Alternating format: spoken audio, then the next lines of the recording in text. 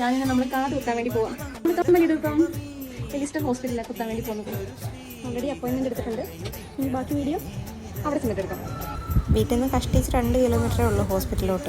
തിരിച്ചു വരുമ്പോൾ എന്താവുമല്ലോ. ഹോസ്പിറ്റലിൽ ചെന്ന ഉടനെ തന്നെ അവരൊരു നമ്പിങ് ക്രീം തേച്ച് തന്നു.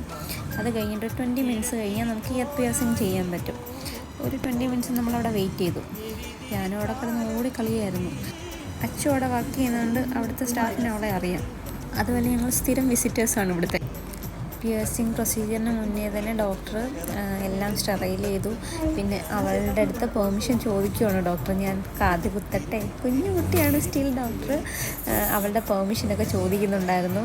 കമ്മലിട്ട് തരാൻ കേട്ടോ. ഭയങ്കര സൂപ്പർ കംഫർട്ടബിളായിരുന്നു കേട്ടോ ഡോക്ടർ. നല്ല ജെൻറ്റിലായിട്ടായിരുന്നു നമ്മളെ ഹാൻഡിൽ ചെയ്തതാണെങ്കിലും നമ്മുടെ അടുത്തുള്ള ഒരു അപ്രോച്ചും കാര്യങ്ങളൊക്കെ നല്ല രീതിയിലായിരുന്നു. എനിക്ക് ഒരുപാട് ഇഷ്ടപ്പെട്ടു കേട്ടോ. പിന്നെ സ്റ്റാഫാണെങ്കിലും ഭയങ്കര നല്ല സ്റ്റാഫുകളാണ്. ഈ ഒരു ലൊക്കാലിറ്റിയിലുള്ള ആളുകളൊക്കെയാണ് ഇയർ പിയേഴ്സിംഗ് ഒക്കെ ചെയ്യാൻ വിചാരിക്കുന്നുള്ളവർക്ക് എലിസ്റ്റർ ഒരു നല്ല ഓപ്ഷനാണ്.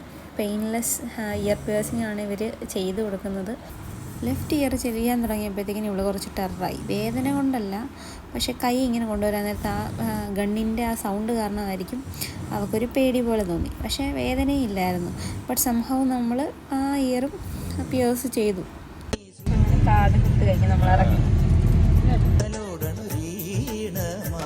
വീട്ടിലോട്ട് പോകുന്ന വഴി കോട്ടയിൽ നിന്നൊരു കരിമീൻ ജ്യൂസൊക്കെ വാങ്ങിച്ചു കുടിച്ച് നമ്മൾ വയറ് ഫുള്ളാക്കി തിരിച്ച് വീട്ടിലോട്ടങ്ങ് പോയി.